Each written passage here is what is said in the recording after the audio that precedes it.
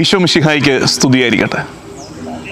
ജനുവരി 19 ഞായർ, ധനഹ കാലത്തിൻ്റെ 3-ാമത്തെ ഞായറാഴ്ച.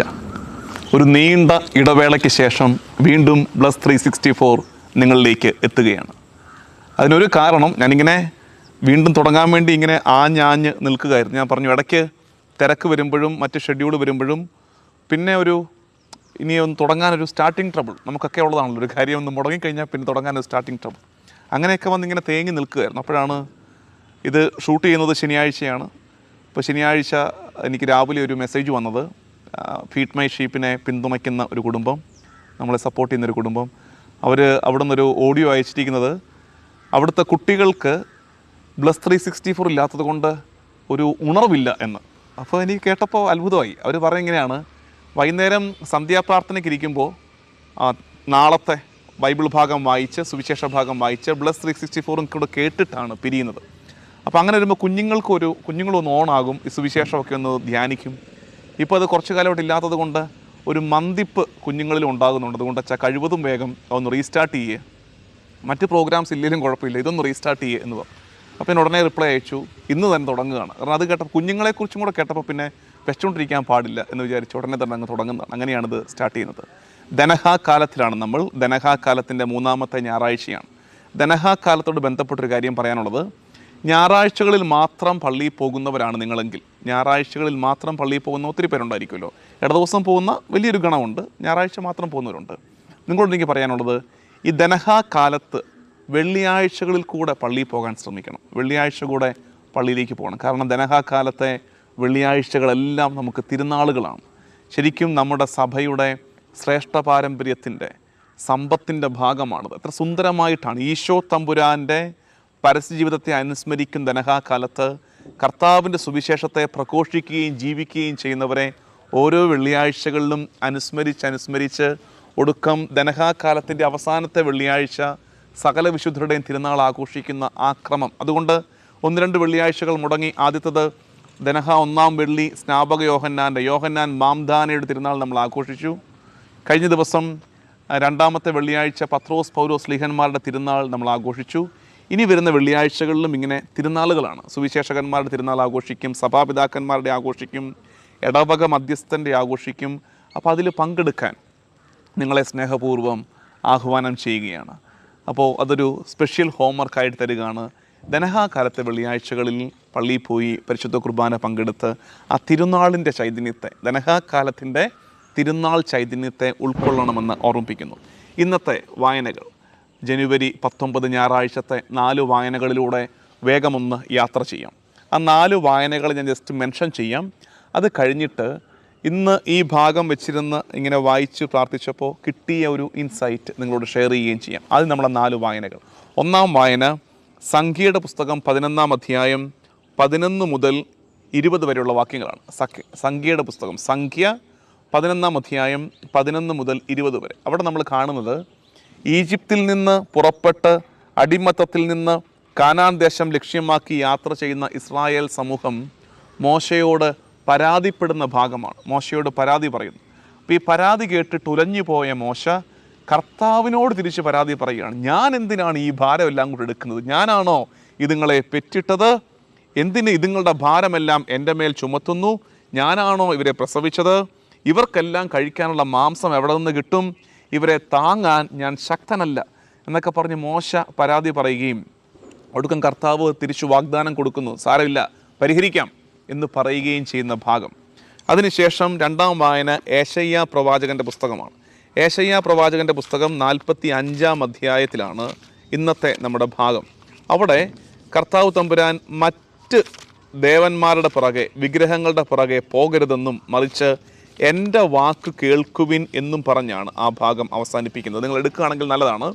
ഏശയ്യാ 45, 18 മുതൽ 46-ാം അധ്യായത്തിൻ്റെ 3-ാം വാക്യം വരെ.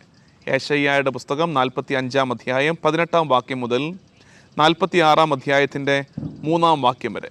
ഈ ഭാഗം മുഴുവൻ വായിച്ചിട്ട് നിങ്ങളൊരു കാര്യം കണ്ടുപിടിക്കണം. അങ്ങനെ ഹോംവർക്ക് ചെയ്യാൻ ഇഷ്ടമുള്ള ഇവിടം വെച്ച് പോസ്റ്റ് ചെയ്തു. ഈ ഭാഗം വായിച്ചിട്ട് എന്താണ് ഏറ്റവും ആവർത്തിച്ച് വരുന്നത്, സ്ട്രൈക്ക് ചെയ്യുന്ന വാക്ക് എന്നുള്ളത് ശ്രദ്ധിക്കുക. എന്നിട്ട് തിരിച്ചു വന്നത് കേട്ടാലും മതി. ആവർത്തിച്ചു വരുന്നത് യെശയ്യാ 45:18 മുതൽ 46:3 വരെയുള്ള ഭാഗത്ത്. കാരണം ആവർത്തിച്ചു വരുന്നത് മെയിൻ ത്രസ്റ്റാണ്, ഈ വാക്കാണത്. ഞാനാണ് കർത്താവ്, ഞാനല്ലാതെ മറ്റൊരു ദൈവമില്ല, ഞാനല്ലാതെ മറ്റൊരു ദൈവമില്ല. ഇത് ആവർത്തിച്ച് കർത്താവ് പറഞ്ഞു കൊടുക്കണം, മറ്റൊന്നിൻ്റെയും പുറകെ പോകാതെ. അതെപ്പോഴാണ്? അതായത് ഒന്നാം വായനയിൽ നമ്മൾ എന്താ കാണുന്നത്? ഈ ഭാരം എനിക്ക് താങ്ങാൻ പറ്റുന്നില്ല. ഭാരം താങ്ങാൻ പറ്റാതെ വരുമ്പോൾ മറ്റുള്ളവയുടെ പുറകെ പോകരുത്. ശരിക്കും ഇന്ന് സംഭവിക്കുന്നതാണ്. ഇന്ന് നമ്മൾ ഈ ഓട്ടപ്രദക്ഷിണം, അലച്ചിൽ, പലയിടത്തോട്ടുള്ള ഈ ഈ ഈ പരക്കം പായൽ, ഇതിൻ്റെയൊക്കെ കാരണം എന്നാ? എല്ലാവരും പറയുന്ന കാരണം എന്താ? ശരിയാണ്, നമുക്ക് സങ്കടം വരും ആളുകളുടെ ഈ ഓട്ടവും കരച്ചിലും കൂവലും കാണുമ്പോൾ. എന്താ കാര്യം? ഭാരം താങ്ങാൻ പറ്റുന്നില്ല, ഇതെല്ലാം കൂടെ നമുക്ക് പറ്റുന്നില്ല. വി ആർ വൾണറബിൾ, നമ്മളെ കൊണ്ട് താങ്ങുന്നില്ല. അപ്പോൾ എവിടെയാണെന്ന് വെച്ചാൽ ഓടുകയാണ്. അപ്പോൾ കർത്താവ് പറയുകയാണ്, ഞാനല്ലാതെ മറ്റൊരു ദൈവമില്ല. കർത്താവ് തമ്പുരാനെ മറന്നിട്ട് മറ്റൊന്നിൻ്റെ പുറകെ, അത് ആചാരാനുഷ്ഠാനങ്ങളാകാം, ഭക്താഭ്യാസങ്ങളാകാം, വിശുദ്ധരാകാം, അങ്ങനെ എന്തുമാകാം, ഇതൊക്കെ നല്ലതാണ്. പക്ഷേ ഇതിൻ്റെയൊക്കെ ഏറ്റവും മുകളിൽ ഉത്തംഗ ശൃംഗത്തിൽ കർത്താവ് തമ്പുരാൻ ഉണ്ടാകണം. കർത്താവ് തമ്പുരാനെ മറന്നിട്ട് മറ്റൊന്നിൻ്റെ പുറകെ ജീവിതഭാരത്തിൻ്റെ പേരും പറഞ്ഞ് പോകരുതെന്ന് കർത്താവ് ഓർമ്മ. അവസാനം പറയുന്നതാണ്, അവസാനത്തെ വാക്യം 46:3. ഇസ്രായേൽ ഭവനത്തിൽ അവശേഷിക്കുന്നവരെ എൻ്റെ വാക്ക് കേൾക്കുവിൻ, എൻ്റെ വചനം കേൾക്കുവിൻ. ഇത് തന്നെയാണ് ഹെബ്രായ ലേഖനം. എടുക്കാം, മൂന്നാമത്തെ വായന ഹെബ്രായ ലേഖനത്തിൻ്റെ 4-ാം അധ്യായത്തിൽ ഇതേ കാര്യം ആവർത്തിച്ച് പറയുകയാണ്. ഹെബ്രായ 4:2 വാക്യം. എന്നാൽ അവർ കേട്ട വചനം പ്രയോജനപ്പെട്ടില്ല, കാരണം അവർ ഇത് വിശ്വസിച്ചില്ല. തൊട്ടും പറഞ്ഞ എന്താ? എൻ്റെ വാക്ക് കേൾക്കുവിൻ. കുറേ പേര് ഈ വാക്ക് കേട്ടു, പക്ഷെ വാക്ക് കേട്ടൊരു അപകടം പറ്റി. അവർ കേട്ട വാക്ക് അവർക്ക് പ്രയോജനപ്പെട്ടില്ല, കാരണം അവർ അതിൽ വിശ്വസിച്ചില്ല. എന്നിട്ട് വീണ്ടും താഴോട്ട് വരുവാണ്, 7-ാമത്തെ വാക്യം. ഇന്നെങ്കിലും നിങ്ങൾ അവൻ്റെ സ്വരം ശ്രവിച്ചിരുന്നെങ്കിൽ എത്ര നന്നായിരുന്നു. നിങ്ങളുടെ ഹൃദയം കഠിനമാക്കരുത്. കർത്താവിൻ്റെ വചനത്തിന് കാതോർക്കുക. ജീവിതഭാരം മൂലം നമ്മളൊന്ന് ഓർത്തേ, സംഖ്യയുടെ പുസ്തകത്തിൽ എന്താ പറഞ്ഞിരിക്കുന്നത്? ഭാരം താങ്ങാൻ പറ്റുന്നില്ല, ജീവിതത്തിൻ്റെ ഭാരം താങ്ങാൻ പറ്റുന്നില്ല. കർത്താവ് പറയുന്നു 2-ാമത്തെ വായനയിൽ, ഭാരം താങ്ങാതെ വരുമ്പോൾ ഓർത്തേക്കണം, ഞാൻ അല്ലാതെ മറ്റൊരു ദൈവമില്ല, മറ്റൊന്നിൻ്റെ പുറകെ പോകരുത്, എൻ്റെ വാക്ക് കേൾക്കുവിൻ. ഹെബ്രായ ലേഖനത്തിൽ എൻ്റെ വാക്ക് കേട്ടാൽ മാത്രം പോരാ, അത് വിശ്വസിക്കുവിൻ. ഇനിയെങ്കിലും നിങ്ങളെൻ്റെ വാക്കൊന്ന് കേട്ട് വിശ്വസിച്ചിരുന്നെങ്കിൽ. എന്നിട്ടാണ് യോഹന്നാൻ്റെ സുവിശേഷം 1-ാം അധ്യായം, അവിടെ സുന്ദരമായൊരു ഭാഗം. യോഹന്നാൻ മാംദാന ഈശോയെ പരിചയപ്പെടുത്തുകയാണ്. ഇന്നത്തെ വായന ഇതാണ്, യോഹന്നാൻ 1:29-34. ഇതാ ലോകത്തിൻ്റെ പാപങ്ങൾ നീക്കുന്ന ദൈവത്തിൻ്റെ കുഞ്ഞാട്, ഇതാ ലോകത്തിൻ്റെ പാപങ്ങൾ നീക്കുന്ന ദൈവത്തിൻ്റെ കുഞ്ഞാട്. എന്താ സംഭവം? ക്ലൈമാക്സ്. വാക്ക് കേൾക്കുവിൻ. ആരായത്? വാക്ക്, വചനം മാംസമായവൻ ദാ മുമ്പിൽ. ജീവിതത്തിൻ്റെ ഭാരം പറ്റുന്നില്ല, ഇതിൻ്റെ ഭാരമല്ല എൻ്റെ തലയിലോട്ടാണോ എന്ന് മോശ ചോദിച്ചില്ലേ? ഇതാ ലോകത്തിൻ്റെ ഭാരവും പാപവും മാറ്റുന്ന ദൈവത്തിൻ്റെ കുഞ്ഞാട്. കർത്താവ് പറഞ്ഞില്ലേ, അധ്വാനിക്കുന്നവരും ഭാരം വഹിക്കുന്നവരുമായ നിങ്ങളെല്ലാവരും എൻ്റെ പക്കലേക്ക് വരുവിൻ, ഞാൻ നിങ്ങളെ ആശ്വസിപ്പിക്കാം. ഞാൻ നിങ്ങളോട് പറഞ്ഞില്ലേ, ഇന്ന് ഈ ഭാഗം വായിച്ച് പ്രാർത്ഥനയോടെ ഇരുന്ന കുറച്ച് നേരം, ആ നേരത്തെ കർത്താവ് തന്നൊരു ഇൻസൈറ്റ് ഞാൻ ഷെയർ ചെയ്യും. എനിക്ക് ഭയങ്കര എക്സൈറ്റ്മെൻ്റ് ആയി അത് കേട്ടപ്പോൾ. ചേടാ എന്ന് ചിന്തിച്ചു പോയി, എൻ്റെ കർത്താവേ എന്ന് വിളിച്ചു പോയി. ആ ഭാഗം എടുക്കണമെങ്കിൽ, മനസ്സിലാക്കണമെങ്കിൽ നിങ്ങളെടുത്ത് യെശയ്യാ പ്രവാചകൻ്റെ പുസ്തകം എടുത്ത് ഇന്നത്തെ ഭാഗം യെശയ്യായും പോട്ടെ, സംഖ്യ 11 എടുക്കാം. ഇന്ന് നമ്മൾ വായിച്ച, നമ്മൾ തൊട്ട് മുമ്പ് ജസ്റ്റ് പറഞ്ഞു പോയ ആ ഭാഗം ഒന്നും എടുത്തേ. സംഖ്യ 11. ഇത് ഒരു പൊട്ടച്ചിന്തയാണ് കേട്ടോ, ഞാൻ പറഞ്ഞില്ലേ. അതുകൊണ്ട് ഇതിന് വലിയ ആധികാരികതയൊന്നും ഞാൻ അവകാശപ്പെടുന്നില്ല. അതുകൊണ്ട് ഇത് ഇങ്ങനെയാണോ? അല്ലായിരിക്കും. പക്ഷേ കർത്താവ് തരുന്നൊരു ചിന്ത, അത് സുവിശേഷത്തിന് നമ്മൾ പറയുന്നുണ്ട് യൂണിറ്റി ഓഫ് ഐഡിയ.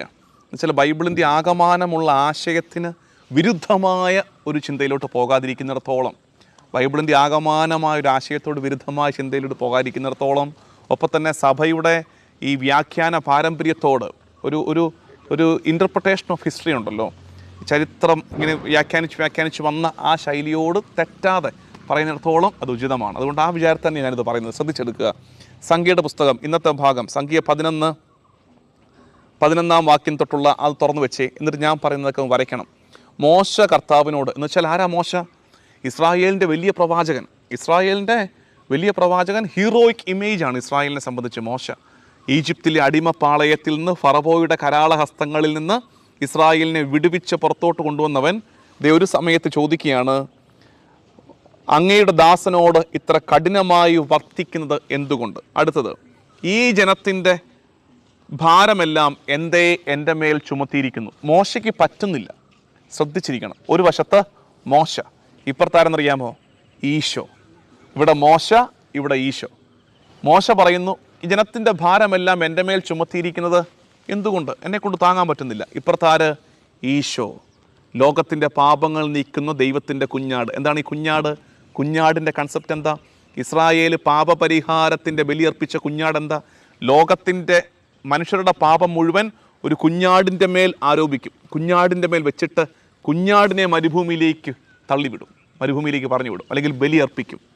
ഇവിടെ മോശ പറയുന്നു, ഈ ജനത്തിൻ്റെ ഭാരമെല്ലാം താങ്ങാൻ എന്നെക്കൊണ്ട് പറ്റുന്നില്ല. ഇപ്പുറത്ത് ഈശോ, ലോകത്തിൻ്റെ പാപഭാരങ്ങളെ മുഴുവൻ അവൻ ഏറ്റെടുക്കുന്നു. അടുത്തത്, ഈ ജനത്തെ ഞാനാണോ, നോക്കിയ 12-ാം വാക്യത്തിൻ്റെ അവസാനം, ഞാനാണോ അവരെ പ്രസവിച്ചത്? ഈ ജനത്തെ പ്രസവിച്ചത് ഞാനാണോ? ഈശോയിൽ 2 രീതിയിൽ സംഭവിക്കുന്നത് കാണാൻ പറ്റും. ഒന്ന്, ജനത്തെ പ്രസവിച്ചത് എന്ന് വെച്ചാൽ എന്താ? അവരെ ഒറിജിനേറ്റ് ചെയ്തത്, തുടക്കമിട്ടത് ഞാനാണോ?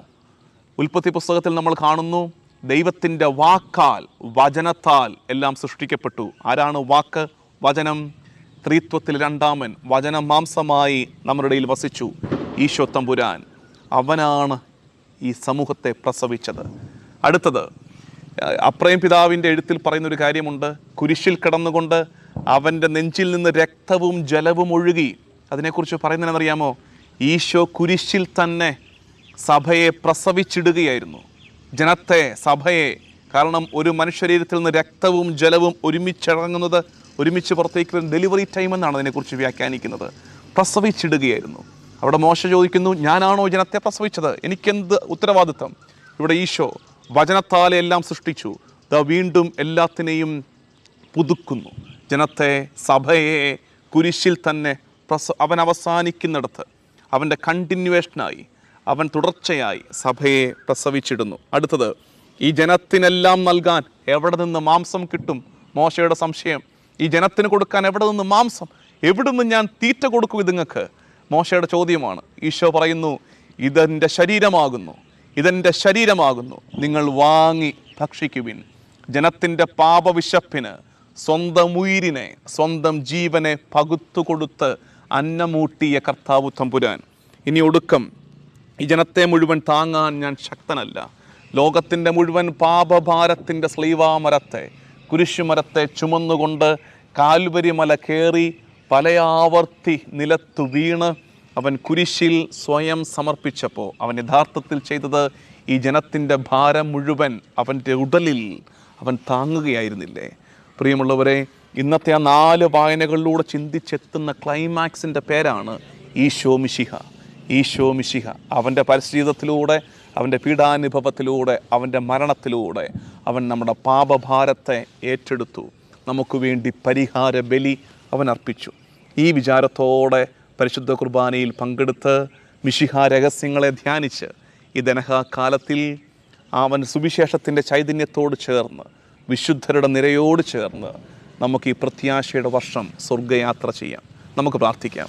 കർത്താവും ദൈവമായ ഈശോ മിശിഹായെ, ജീവിതഭാരങ്ങൾ ഏറുന്ന കാലത്ത്, നിരാശയുടെ വക്കിൽ നിൽക്കുന്ന കാലത്ത് വീണു പോകാതെ ലോകത്തിൻ്റെ പാപങ്ങൾ നീക്കുന്ന ദൈവത്തിൻ്റെ കുഞ്ഞാടെന്ന് പറഞ്ഞ് യോഹന്നാൻ മാംദാന ലോകത്തിന് പരിചയപ്പെടുത്തുന്ന നിന്നിലേക്ക് നോക്കാൻ, നിന്നെ ആരാധിക്കാൻ ഞങ്ങളെ പഠിപ്പിക്കണമേ. നമ്മുടെ കർത്താവ് ഈശോ മിശിഹായുടെ കൃപയും പിതാവായ ദൈവത്തിൻ്റെ സ്നേഹവും പരിശുദ്ധാത്മാവിൻ്റെ സഹവാസവും എന്നും എല്ലാ കാലവും കൂടെ ഉണ്ടായിരിക്കട്ടെ, ഇപ്പോഴും എപ്പോഴും എന്നേക്കും. ആമേൻ.